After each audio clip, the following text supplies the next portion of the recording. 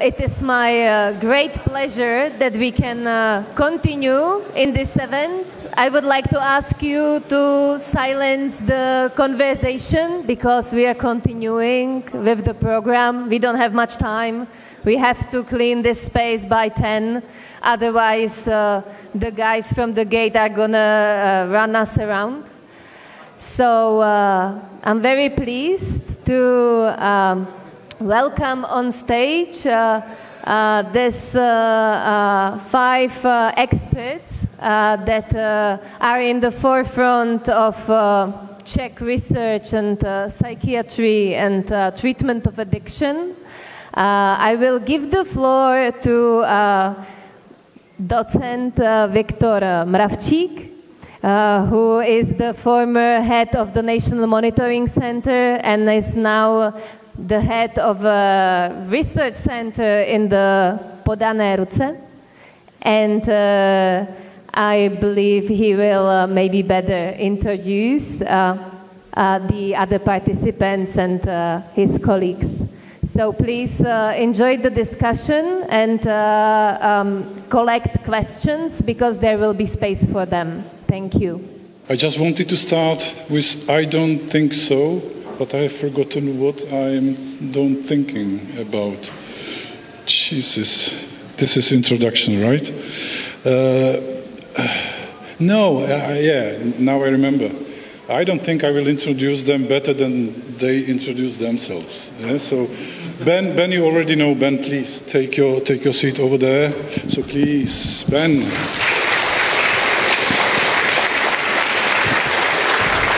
Dr. Tomáš Páleníček.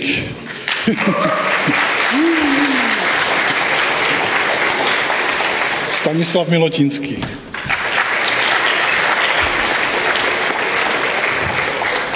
And last but not least, you know that, yeah? Pavel Böhm.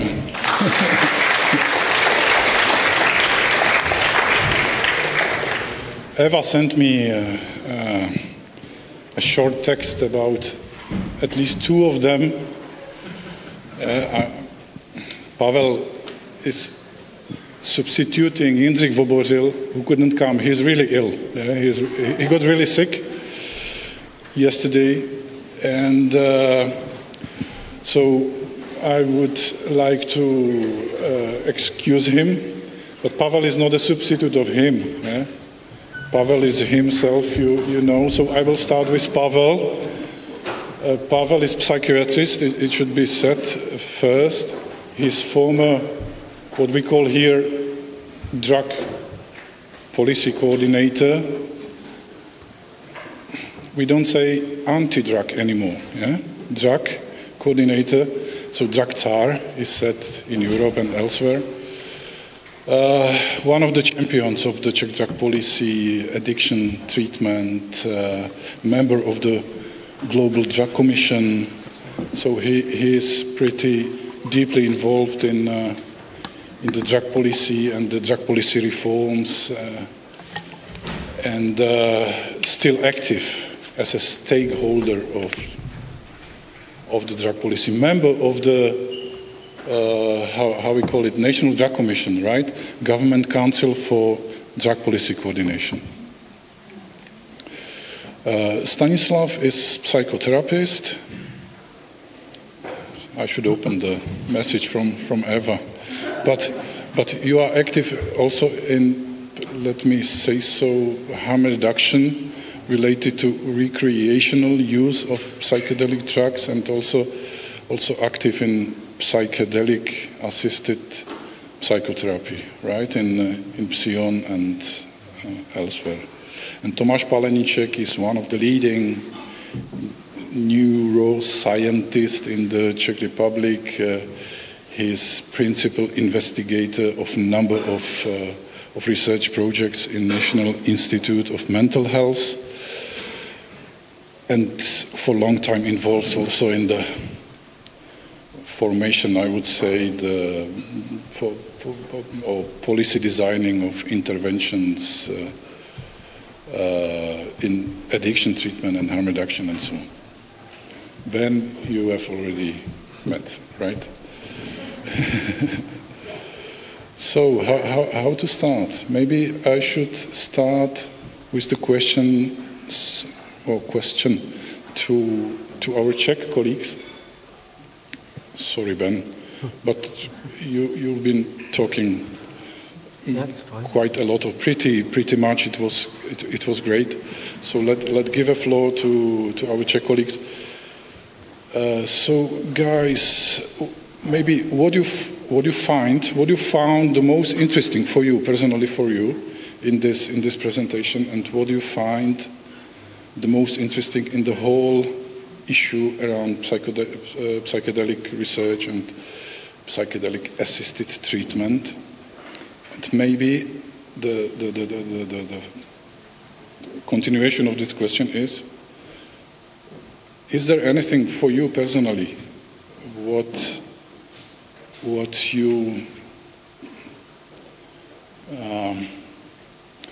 you might do tomorrow, for example, or in the short term with this? So simply, maybe you think we should do this and that to make the psychedelic treatment happen or broadly available for the people in need, let's say. Yeah? So let's start with those two questions, and Pavel. Should I start? Yeah, you should. I will be very brief. Okay. So, hello, good evening to everybody. I will be very brief, actually. I think the Ben's presentation was fantastic. Thank you very much. And it was so lovely, put everything together. I have a clinical experience working as a psychiatrist and a specialist in the field of addictology for 35 years, and I see so much suffering of, by the definition, the addiction is chronic, relapsing, lifetime.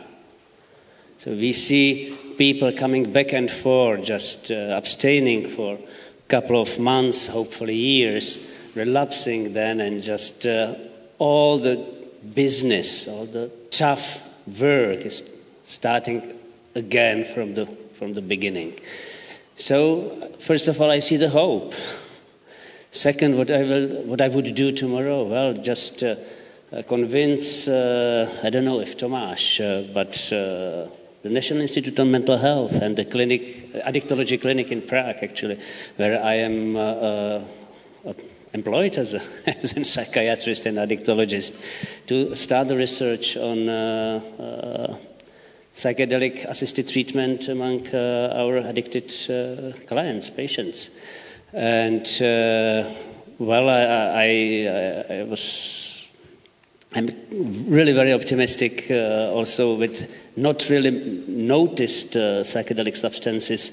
The one which is extremely interesting for me is 5-MeO-DMT, which sounds to be probably the strongest known psychedelic substance, and I have several personal experiences with that. I really not trust, but I am absolutely convinced that this is the hope for life change among many of our chronic relapsing hopeless patients. So this is what I would love to do tomorrow, just to start a good pilot project, we say, for a couple of people.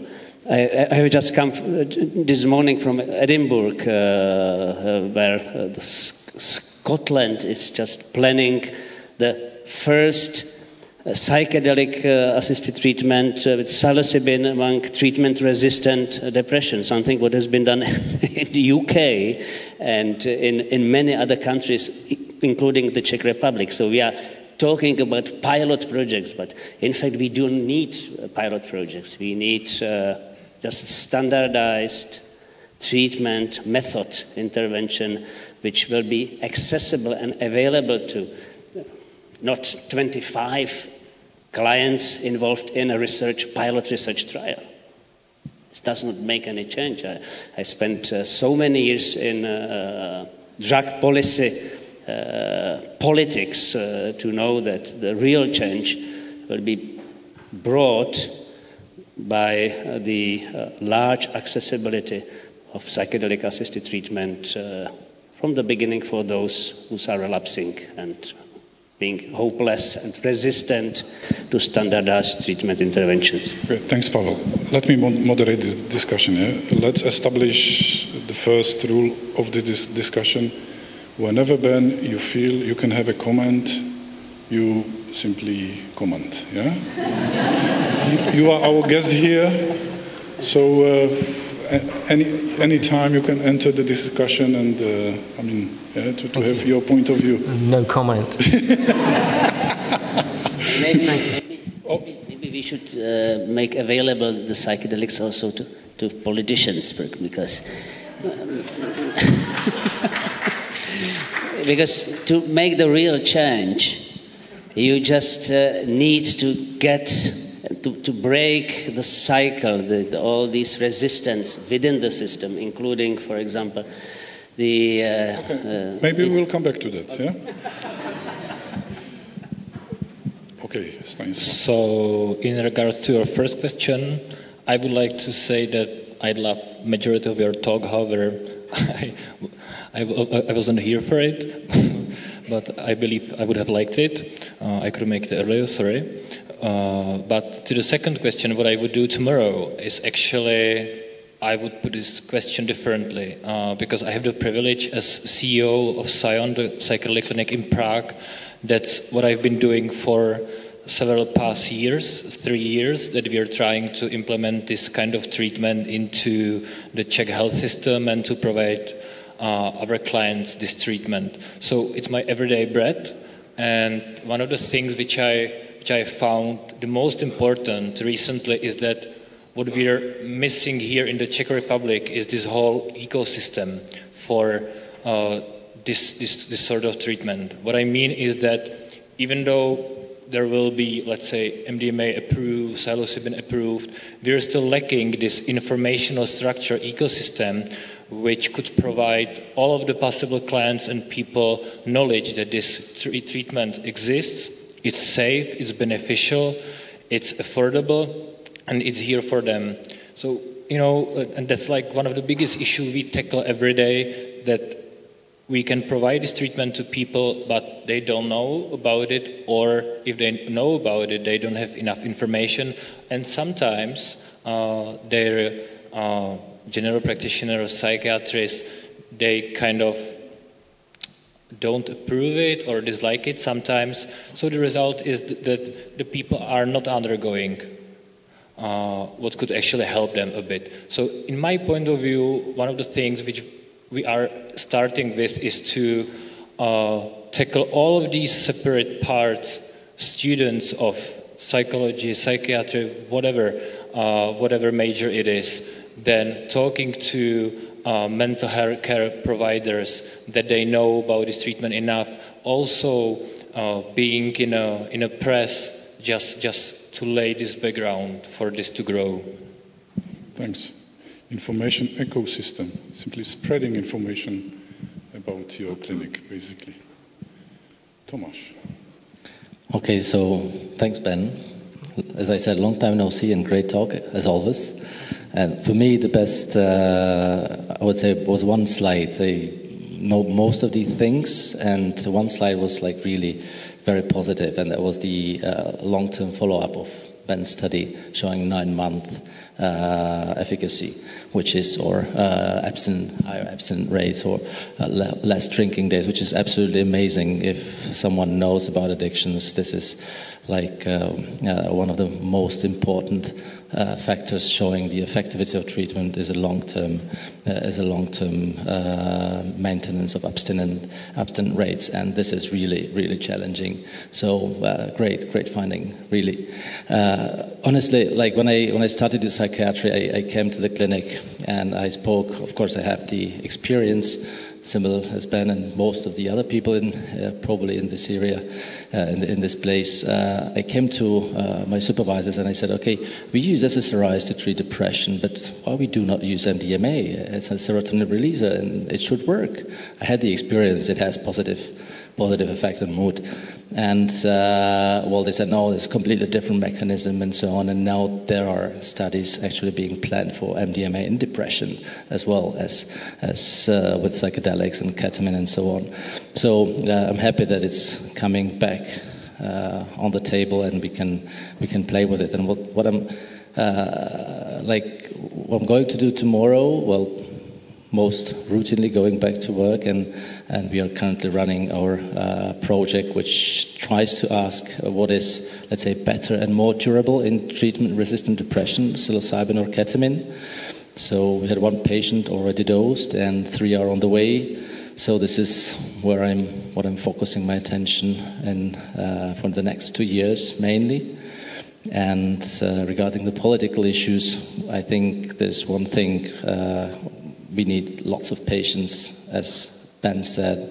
It's taking a long time. All these regulatory activities, from the idea of having a molecule tested in humans, look, MUP's doing 35 years.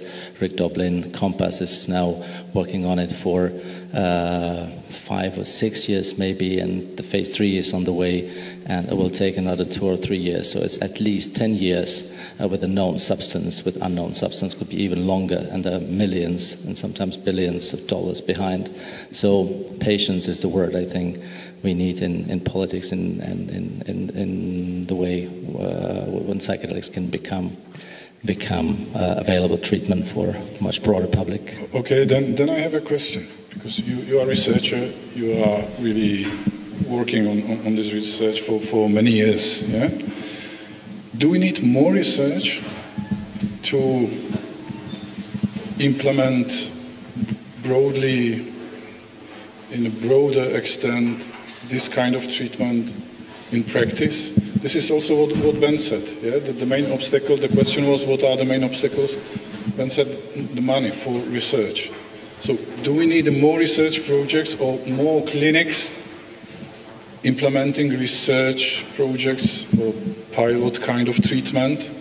Because there is kind of contradictory statement from Stanislav saying, well, we provide this treatment, and the most important is the people and practitioners know about that to spread it out. So that's one thing. If you have a registered compound like ketamine, then it's much easier. You just change the indication and you can start technically from scratch if there is sufficient support for the efficacy. But if you start with a compound which is unregistered, due to regulatory processes, you need all of these studies in order to make it marketed. That takes a long process. You need to convince all the regulatory authorities, and that cannot be done without appropriate studies, including all these preclinical testing and so on of known, like psilocybin is a compound known for almost 100 years, and it is still needed to perform all these toxicology tests and everything in order to fulfill all the legislative requirements. Yes. So the science is needed in this way in order to get it on the market, to make it available for broader public. That's one thing. And the other thing is we still don't know how it works exactly, and I think that we cannot answer it without science. This is obvious question. What is better? Why? Who is the best population? Not everyone profits. Some people might not profit. Some people might get worse. Maybe they might get worse, and with the second dose might get better. We don't know. So there's lots of questions unanswered. And the neuroplasticity is a very fancy model today, but it's not the only thing that is behind the effect. So, maybe information for the audience. Ketamine, you might know, yeah, but ketamine is not controlled substance. In contrary, the other substances presented here are controlled substances scheduled as dangerous drugs, yeah, in international legislation and national legislation. So this is big advantage of ketamine, but ketamine is not indicated for the treatment of depression. So it's provided off-label, which is quite a barrier for the practice to be implemented. Yeah, because to provide something off-label means it's not really standard kind of treatment, right? So is it really money or those legislative and regulatory and so on barriers which hinder the... I don't completely understand, but I'm going to talk about ketamine. I mean, the way I see it, like ketamine, MDMA, and psilocybin are all very different compounds. And anyone who's taken any one of those or all three of those will know that they are very subjectively different. But, in my opinion, their similarities are greater than their differences, and especially in the clinical setting. When you have a patient who prepares for their psychedelic experience, and you screen them and you spend time building up an agenda and a relationship, and then they come and they have the drug-assisted session, and they lie with the eye shades and the headphones in a guided psychedelic experience, and then they come back the next day and they talk about that, and then they come back the next week and they do it again, and then you have a full course. And the point about the psychedelics is it's not just the drug experience. The drug experience is a small part of the overall psychotherapeutic course. And whether you're using ketamine, MDMA, or psilocybin doesn't make a big amount of difference, in my opinion. And in recent years, we've started to pigeonhole these drugs into different things. MDMA for this, psilocybin for that, ketamine for that. And I think 5 years from now, 10 years from now, when all these drugs are approved, we will use all of them in different ways for all psychiatric indications, because they are all non-specific enhancers of psychotherapy. And so what that means is any condition in psychiatry that currently responds to psychotherapy, which is every condition, from schizophrenia to personality disorders to OCD to anxiety disorders to addictions, we use psychotherapy in all these psychiatric conditions. Any of the psychedelics could enhance that condition with psychedelic-assisted psychotherapy. So in these early years of research, we're sort of pigeonholing these into different categories. But I think we will move away from that in coming years. And you'll be able to go into the treatment center, and you'll be able to use a combination. You might use MDMA 1 week, 2CB another week, DMT another week, ketamine another week. All of them, the most important thing is the supportive psychotherapy that surrounds it. And the drug experience is a small part of it. Often the patient doesn't talk at all. No talk therapy happens during the drug experience. The talk therapy happens before and after. So we've got into this pigeonholing position. But I think we will move out of that as each of these drugs becomes licensed. And that's why the clinic we've set up in Bristol and the other Awaken clinics, we're not calling it a ketamine clinic. We're calling it a psychedelic therapy clinic. And it's like ketamine now, MDMA and psilocybin coming soon. So we can establish our models and our training and our brand, if you like, as a psychedelic therapy center. And ketamine's all we have at the moment. It's the only one of these that's a medicine. Psilocybin and MDMA are not medicines. They're research chemicals. You can only use these in a research protocol, which is difficult and expensive and a completely different set of approvals and regulations to using ketamine. Ketamine is not new. Ketamine is a very well-established anesthetic. It's been used since the 70s. It's used all the time in human medicine. Every single hospital department, surgical department, uses ketamine every day at much higher doses. It's weird that ketamine's been labelled as this horse tranquilizer. I don't know where it got that narrative from. It's used way more in humans than it is in horses. Nobody says, penicillin, that dog antibiotic, or morphine, that cat analgesic. My dog got given penicillin and my cat got given morphine. So ketamine is a human drug, it's a medicine, and it's all we have at the moment for treatment. But we will use the others as soon as we can. And then we can move away from research and academia towards just treating patients in clinics. And that's going to really push things forward. So just to go back to your first question, what needs to happen now? I think the most important thing that needs to happen now is we need to develop systems to increase accessibility and delivery of psychedelics. They should be free on the public health. They shouldn't have to be paid for by insurance companies or private people.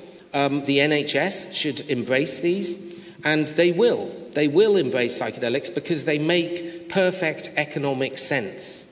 So if you look at, say, the treatment of alcohol addiction, if you go into a 6-month inpatient rehab unit, it might cost 60, 70, 80,000 pounds, 100,000 pounds. The amount of patients I have seen in addiction services who go into a 6-month, 100,000 pound inpatient rehab, and on the 6th month they walk straight out into the pub.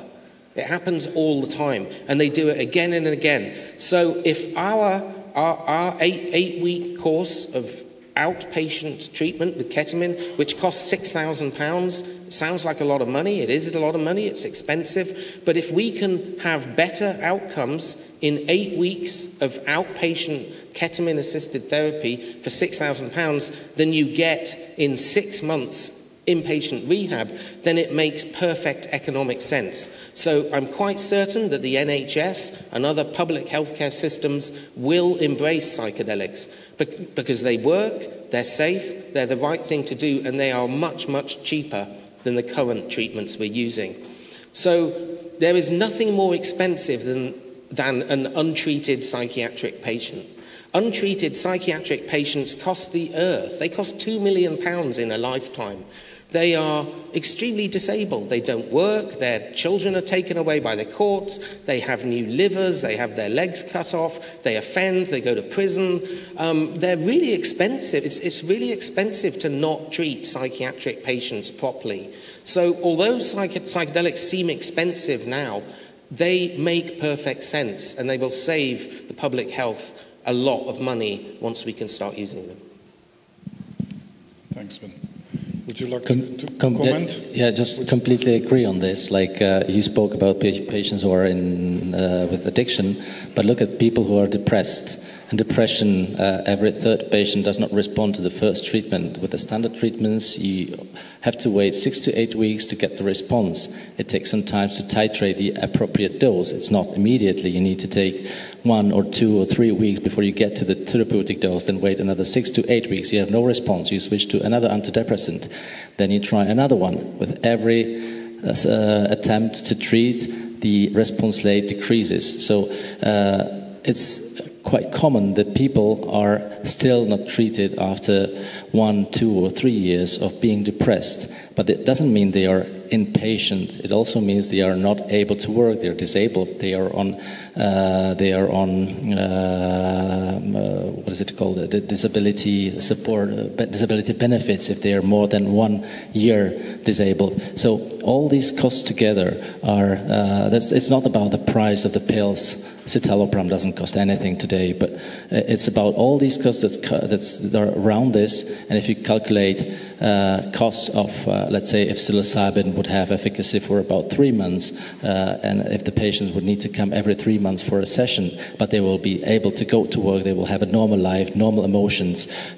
This is the benefit of psychedelic therapy. What's what I feel behind it, and.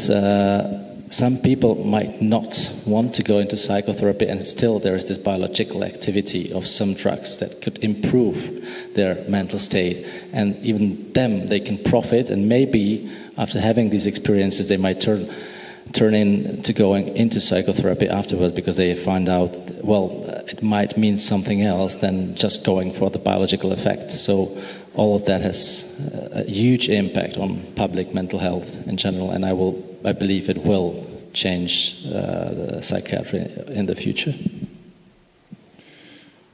Okay, if you have a comment, please. Mm-hmm. Well, I have to say I agree with Ben.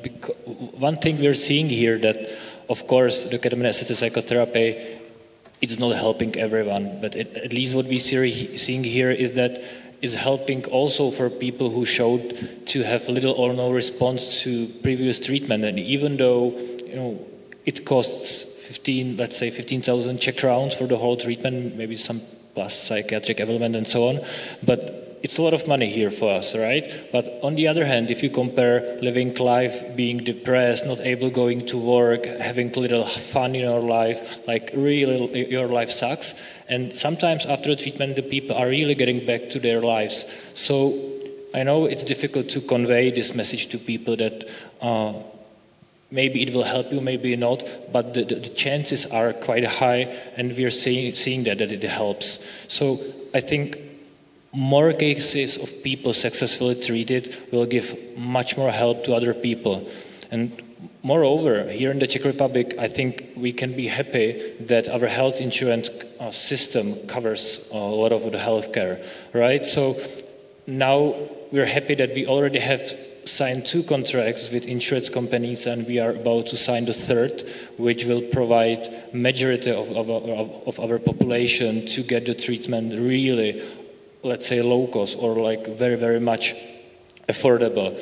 But still, at the same time, the one thing which we will have to come up with are, and insurance companies as well, I don't know how to say it in English, like the codes, the performances, because if we do the session 3-4 hours, and then with psilocybin, let's say 6 hours, the insurance company has to come up with new codes which will cover these 6 to 8, maybe 9 hours long session. Otherwise, there still will be quite high additional payment, because we are simply not able to cover from the standards which are here right now. But I remain optimistic.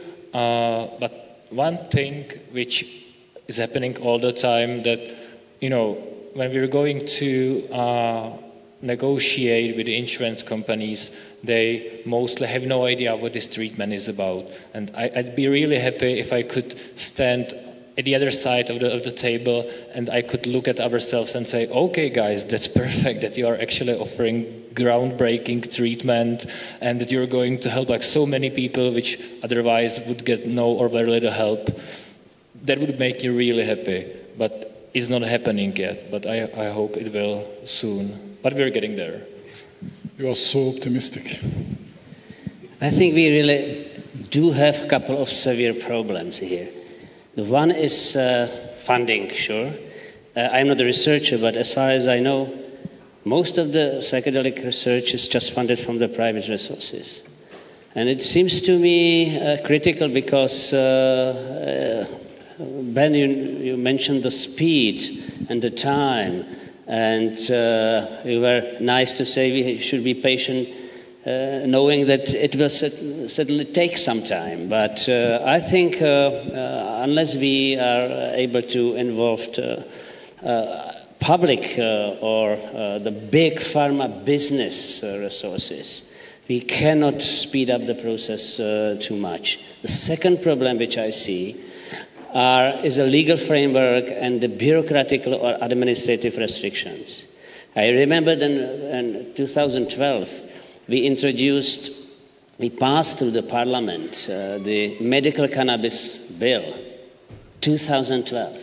It took us, because of this conservatism and the administrative legal restrictions, it took us, 3 or 4 years to get first 100 patients in the Czech Republic to really receive the medical cannabis for, oncological treatment. So it's absolutely crazy.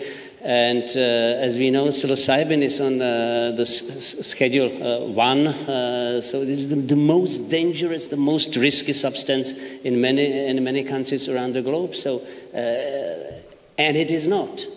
But because it's there, to get it through, you have to pass, and again, I am not a researcher, but you have to just pass such enormous amount of work. You just receiving a certification or license just for 1 year. Then you have to renew it.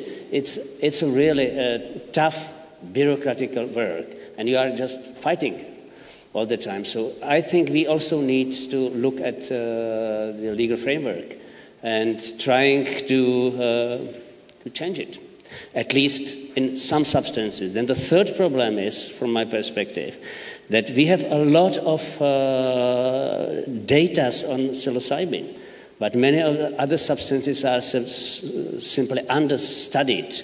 5-MeO-DMT is understudied. Ibogaine is understudied. There are some data on, but not so much. So we need to look at also at the other substances and to try to get at least the research started. And the last, I think, as Stan mentioned,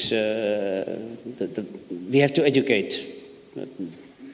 We have to educate young people, we have to educate students, the future physicians, psychiatrists, we have to educate, politicians and decision makers, public health administrators. And it's lovely that we have some data here to use it and to convince and to make it really working. I think we have lost 35 years or maybe 40 years because the research started here in the former Czechoslovakia in the 70s. It was fascinating. Then the war on drugs came with the Nixon administration and the drug prohibition, and we lost 40 years. And now we are starting in totally different settings. So it's quite a chance. And we have one great advantage, at least in this country, just to replace the absence of psychedelics after the prohibition. We just, thanks God to Stan Grove, we have developed the alternative, which is psychedelic-free, but generating the altered state of consciousness, just probably producing the very similar neuroplastic functions and changes in the brain as the psychedelics, and this is the holotropic breathwork. So, and through these 40 years of holotropic breathwork done in the former Czechoslovakia and the Czech Republic, we have quite a good standards how to just prepare people for the preparatory phase, how to assist, to integrate the experience.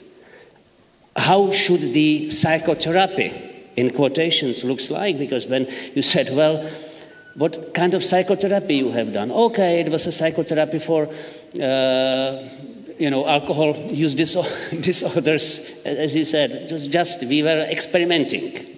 So there is quite a lot of experience in this country in standardizing the inevitable therapy which has to accompany the intervention. Stanislav, you used, I've forgotten, this term, information, infrastructure, no. Ecosystem. Ecosystem, yeah. Pavel was speaking about education, right? And here came to my mind to thank Eva, yeah, for organizing this event, because this is part of that ecosystem, or spreading of this ecosystem, and education, which is one of the most important points mentioned here, right? Thank you, Eva.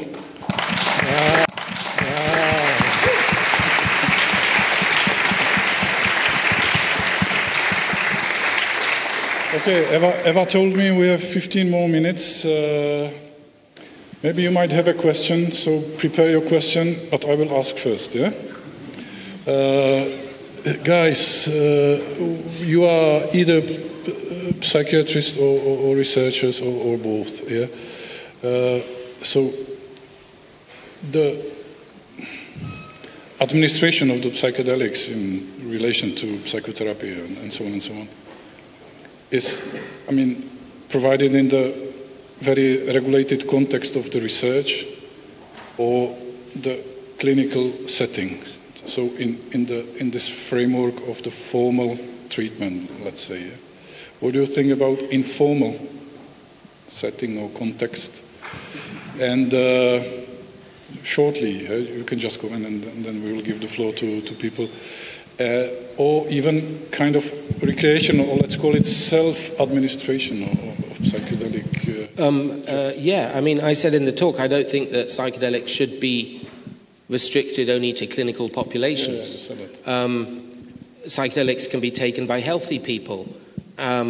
and that can be very beneficial, and they can be lots of fun, and you can stay up all night and you can dance and you can have spiritual experiences and you can connect with your partner and have great sex, and you can bring together your family and your community, and they can be cohesive, and you can make personal leaps forward in enlightening personal stuckness that you've struggled with for years.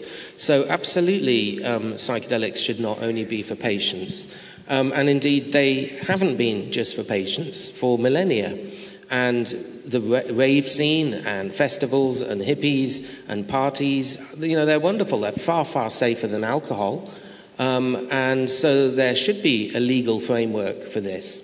It's somewhat a very different question from developing them as medicines to be prescribed to patients with clinical illnesses.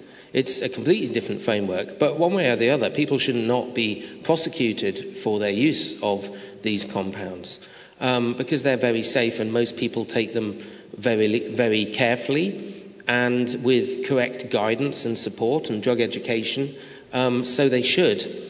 So I think that's all going to happen. And also I don't think, you know, there's some kickback from the psychedelic community about medicalization and corporatization. And I heard one person say to me, "You doctors, get your hands off our sacred medicines." And it's like, well, for a start, they're not your sacred medicines. And the bottom line is we need more people to use them.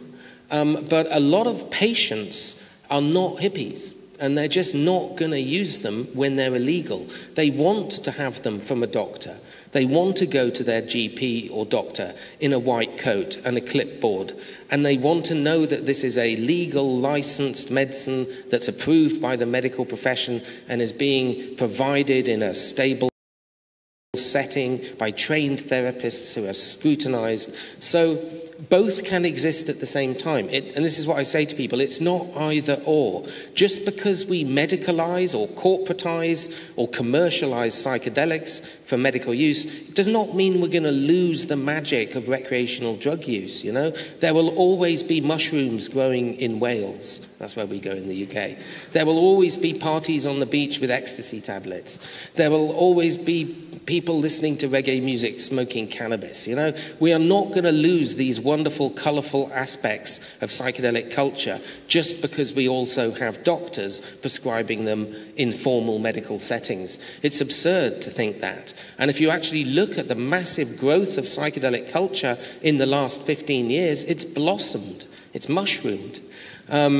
You know, we've got more than ever before, way more than the 60s. We talk about the psychedelic 60s. The 60s were nothing compared to now. There's way more people using psychedelics now, way more research than there ever was then, way more psychedelic clubs, groups, societies, festivals, conferences. So psychedelic culture outside of medicine has absolutely blossomed, and it will continue to do so. So the two things can exist side by side. It's not either or. Thank you, Ben.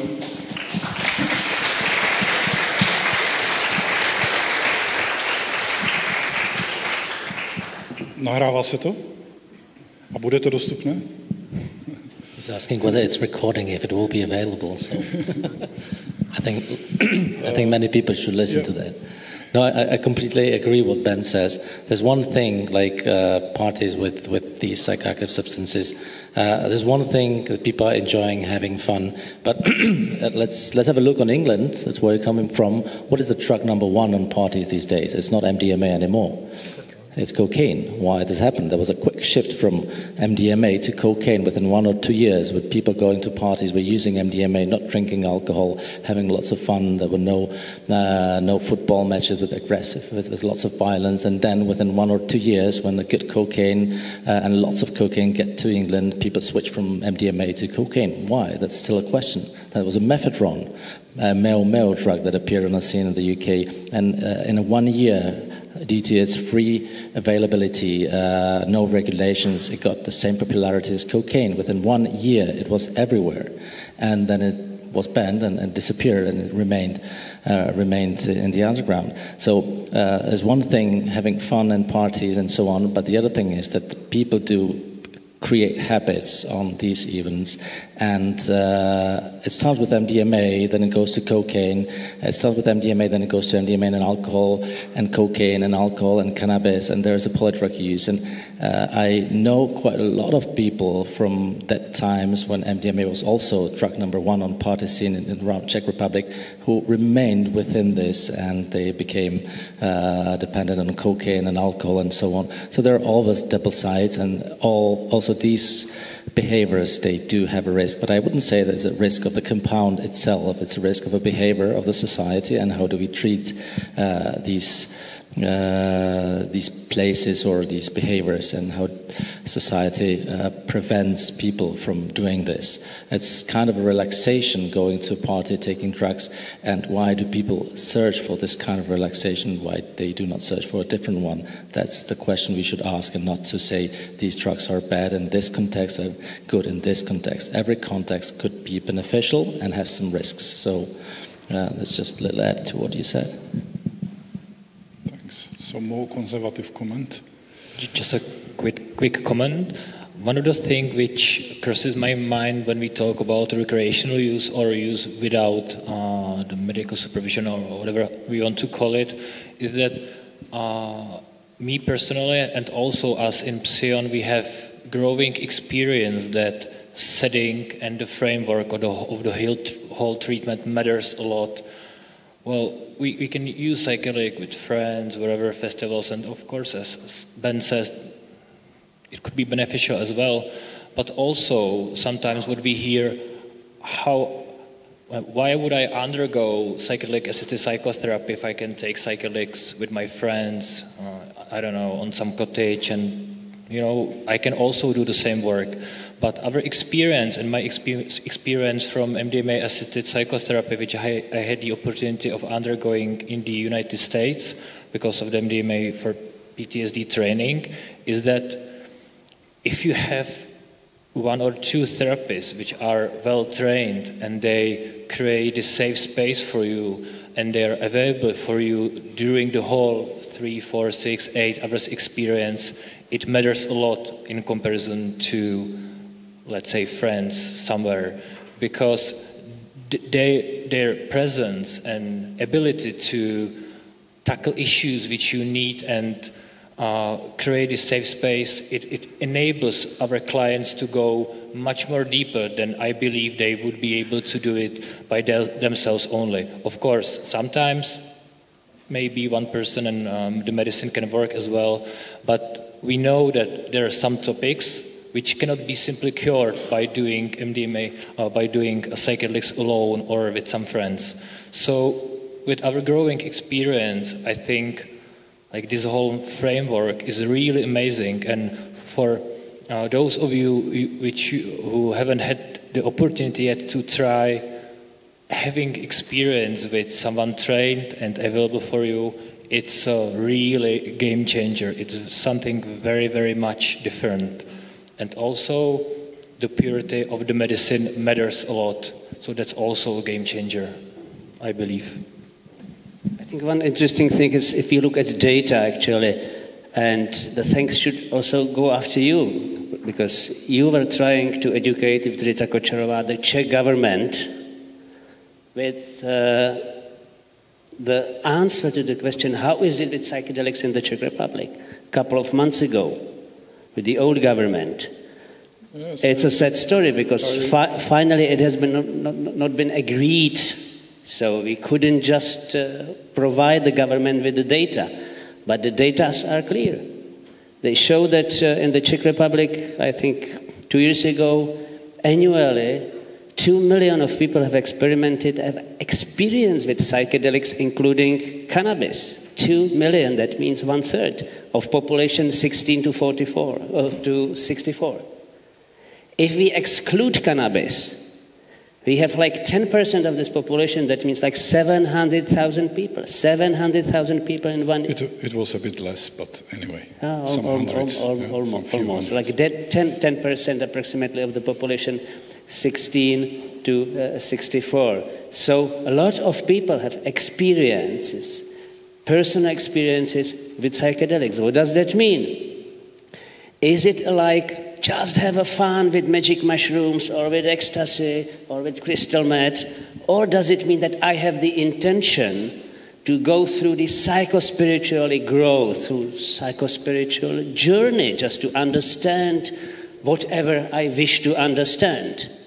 And there is a difference. You mentioned, Stan, that if there is a safe setting, it makes the real difference. But also the difference is made by the fact, what is my intention on the beginning of the journey? What I really want to get out? And so I see a lot of people just undergoing the experience with no outcomes, even though they are just taking a good stuff.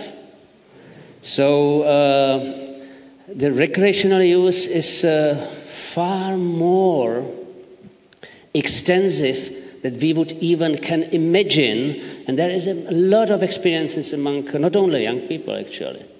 So I think we really should educate the society how to do it in a safe way, provide them with information how to prevent the bad trips, etc., to have services to assist with this psychotherapy, but there is a sort of a psycho-spiritual emergency coming out of the bad trip, etc. So I think there is a lot of work for us. You are referring basically to harm reduction, strategies towards because you were trying to educate the Czech government. Bravo. And Pavel was referring, just to finish the information, Pavel was referring to the research led by Rita Kočárova from National Institute of Mental Health, right? Okay, now there is a time for... Why we have to finish? Okay, we have to be out by 10, yeah? So we have maybe space for 3 questions. Eva said 1, but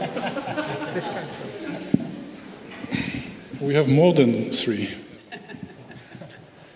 I have a question regarding your opinion on whether psychedelics could help somehow, or psychedelic-assisted psychotherapy or any other form can help in tackling the issues of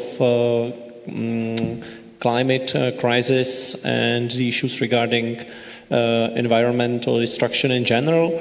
As far as I know, Stan Grof wrote a book, not very well known, called Call of Jaguar, published only in Russian about 20 years ago. It's a novel which is trying to look at psychedelics as a tool to overcome the global ecological crisis. And a lot of organizations, especially in the UK, as far as I know, including the British Psychedelic Society, is in contact with the ecological movement, trying to push it somehow more that this could be the way how to change the society to a more sustainable mode of using our environment. But the situation here is different. But I'm curious about your opinion. I can have a go at that. Obviously, God knows we need something to solve the climate crisis, and I don't think any one particular thing is going to do that, and it certainly won't just be psychedelics. The climate crisis is immensely complex. It involves geopolitical issues. It involves social and economic factors all over the world. It involves corporations. It involves politicians. The idea that psychedelics alone could do anything about that is completely fanciful, in my opinion.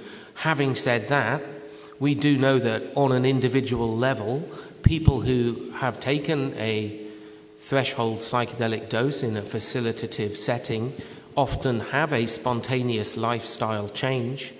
That's been well recognized. People feel closer to nature. They feel closer in their interpersonal relationships with others. They change their attitudes and values to consumerism. We've seen that. Try it. Take LSD and go to a supermarket. You will be in fits of laughter as you look around and realize that 98% of the things on the shelves are completely superfluous. We don't need 15 types of spaghetti and 28 types of hummus. And, you know, psychedelics do have this ability to funnel and filter what's really important in our lives, and that is connectivity with others and relationships. So, and also there's some interesting studies that demonstrate increased nature appreciation after psychedelics, increased closeness to others.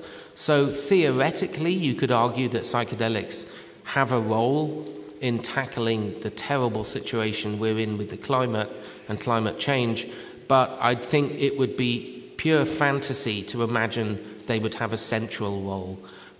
We need to do much more material, political things to change climate change. But in the meantime, we may as well take psychedelics.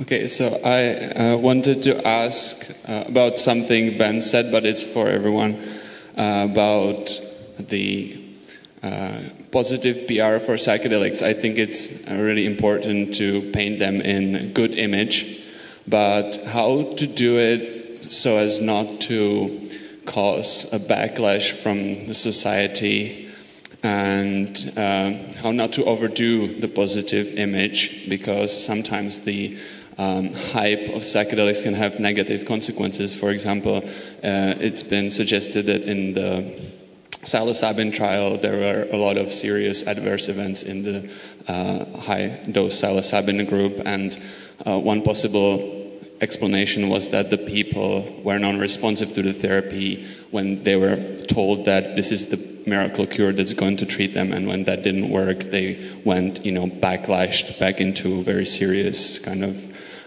doubting themselves that something wrong with them, that even that does not work. So how to do this positive PR right? Thank you. Can I respond quickly? I think that's what I've already mentioned. That's to be patient and to do the studies to work, to publish good studies that are showing the safety, efficacy, publish them in good journals, make it publicly available, and then also let to speak patient talks to others.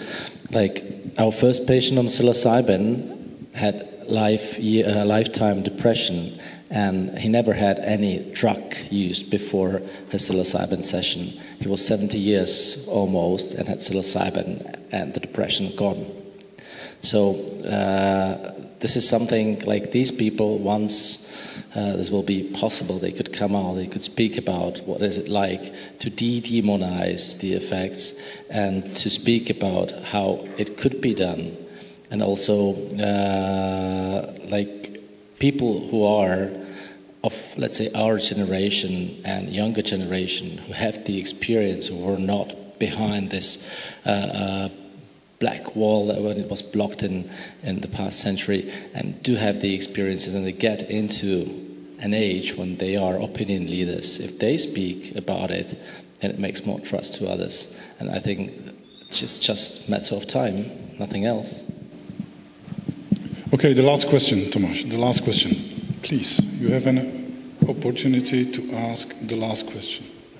And have you, let me say, have you recognized that this, even this quite gender unbalanced, men are sitting over there, just men were speaking, men. It's gender unbalanced, just Eva was speaking. Also men were asking the questions, so guess who I would like the mic for the last question to? Yes. Thank you.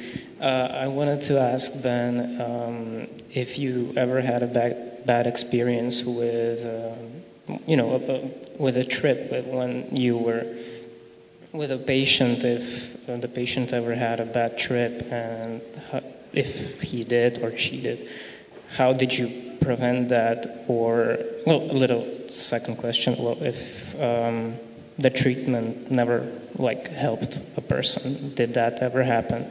And if it did, what do you think, what was the cause? Yeah. I think the question was, have I ever had a patient who's had a bad trip? Well, sure. Stan Grof used to say, there's no such thing as a bad trip. There's either a trip or there's no trip. And sometimes the material that comes up is challenging. And the skill of the therapist is to hold and contain that patient and to be with them and help them through it and past it and not avoid it.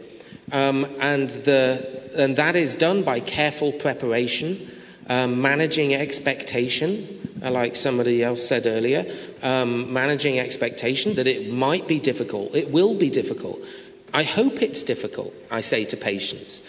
Sometimes I'll have a patient after a psychedelic therapy session and they'll say, oh, it was beautiful, it was transcendent, it was blissful, it was ecstatic. And I'm like, oh, okay. Well, I'm glad I gave you a good drug experience, thanks. But I want them to have a challenging time. You know, these are patients who have a challenging time every day of their lives. So if they come in and have a psychedelic experience and it's difficult, I don't think, oh God, I've done this awful thing to them. They already have an awful experience of life every day. And they're having this in a controlled clinical setting, and you work through this. And what might feel like a bad trip might be an important experience. Like R.D. Laing said, you have to break down to break through. And sometimes what starts as a bad trip can become a positive experience. I had a patient who all his life had had nightmares of monsters with spiky thorns and big teeth. And on MDMA, he experienced this. And he said, oh my God, here's the monster, here it is. And Laurie, my co-therapist, she said, go up to it. And he went, I'm not going up to it. I've spent my whole life running away from it. And she said, no, go up to it and see what happens. And in his mind, he walked up and he reached out and he went, oh, it doesn't have spikes, it's fur. And it's all soft and fluffy. And then he said, oh, the only reason I can see its big teeth is because it's smiling. And so he used this negative, avoidant, terrifying experience to go through and break through. So a bad trip is just an unintegrated trip. And when we have recreational drug use with psychedelics that is not integrated, that's the problem. It doesn't matter how scary the trip is, it's how you interpret it and move through and past it. And then what looks like a bad trip could be a very positive experience. I think another thing is to just remind patients need to feel relaxed and warm and held before they even start, so they know and they trust the therapist, and then they're much more likely to have a good time. I think another good thing that should be on the wall of every psychedelic clinic is a big sign saying, it is a drug, it will stop. Because it will stop and you will get past it. So bad trips are not to be feared. It's all about how they are managed and how you turn that into positive therapeutic material for the patient. Thank you. Thank you, gentlemen.